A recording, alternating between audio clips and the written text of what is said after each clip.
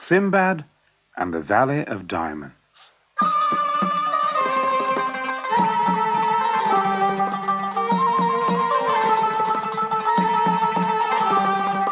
My name is Sindbad. You must have heard of me. After all, I am the richest and most famous merchant in all Baghdad. But I wasn't always so rich. It took 7 great sea voyages to make me the man I am today. Perhaps I'll start by telling you about the most amazing one of all. After sailing to many ports, buying and selling cargoes, my ship came to a wonderful island. Here we found fine fruit trees and streams of crystal water, lovely flowers, and pretty singing birds. But there were no people. I decided to explore this beautiful place and set off alone to climb the cliffs. After a while, I began to feel weary and lay down to rest on a grassy bank, where I soon fell fast asleep. When I awoke, I saw to my horror that the ship had gone. I gazed far out across the water, and I could see its sails like a white speck on the horizon. Lonely and afraid, I decided to climb to the top of a nearby hill, hoping to find a town or village on the other side. But there was nothing. Nothing, that is, except a strange white shape nearby, which I approached. It was shaped like a gigantic dome. To walk right round it took fully 50 paces. There was no way in. I touched it gently, and its surface was quite smooth. Suddenly, the sky darkened, and the wind gusted around me. I looked up and saw a monstrous black bird swooping down towards me. Its mighty wings spread wide as it settled on the great dome. From the very size of the bird, I knew that this was the giant rock, and the dome was the top of its huge egg. I had heard stories of this fantastic beast, of its size and strength, but I had not believed them. Now I lay smothered under its huge belly. Soon, the great bird was asleep. I thought of a plan to help me off the island. I unwound my turban and twisted it into a crude rope. I tied one end round the bird's leg, which was the size of a tree trunk, and the other round my waist. I lay awake all night. Nothing stirred. But at first light, the colossal creature lurched into the air with a deafening screech, carrying me with it. Up and up she soared, almost to the sky, with me clinging on tight. At last, she started to come down, fast at first, but then drifting gently to the bottom of a deep valley. I had just untied myself from the bird when she took off again, this time clutching a wriggling black serpent in her beak. The dusty valley was closed in by steep hills on all sides, and I had no hope of climbing them. I'd been better off on the island, where at least there was fruit and water to keep me alive. Then I noticed that the whole valley was bathed in a soft, glowing light.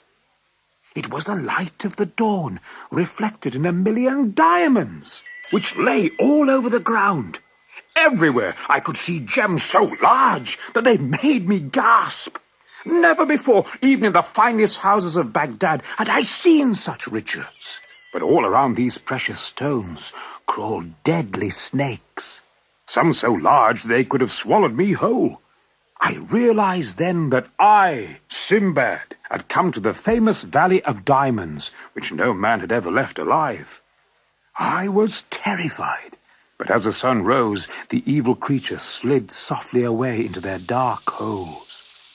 I roamed this bowl-shaped valley all that day, searching for water and a safe place to shelter for the night. At last, I found a small cave on a slope. After looking all around to make sure there were no dangers inside, I hauled a massive stone across the entrance to leave just a chink of light.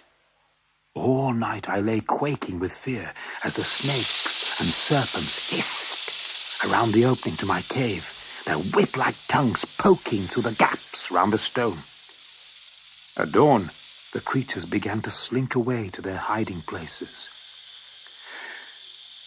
So tired and very hungry, I rolled back the stone and ventured out again into the sunlit valley. I had walked only a few paces when something hurtled past me down the hillside. It was the body of a sheep. Then 2 or 3 more crashed down nearby. These were being thrown down the steep slope by diamond hunters in the hope that the gems would stick in their animal's fleece. Giant eagles pounced on the sheep and carried them off for food to their nests high in the mountains. There the hunters could frighten away the birds and collect the diamonds. Now, I had feared that there was no escape from the valley, but when I saw an eagle swoop on the carcass of a sheep and carry it off, I had an idea. First, I crammed all the diamonds I could into my pockets. Then I chose the largest sheep, unwound my turban again, and tied myself to it. I waited under the beast, my head squashed between its body and the dry earth, and one or two snakes sniffed round the carcass but went away. Then suddenly I was in the air, lifted by the sharp talons of the biggest eagle I had ever seen. Up he went, coming to rest on a high ledge. Before I had chance to escape, the eagle started tearing into the sheep, its sharp beak slashing closer and closer to my face.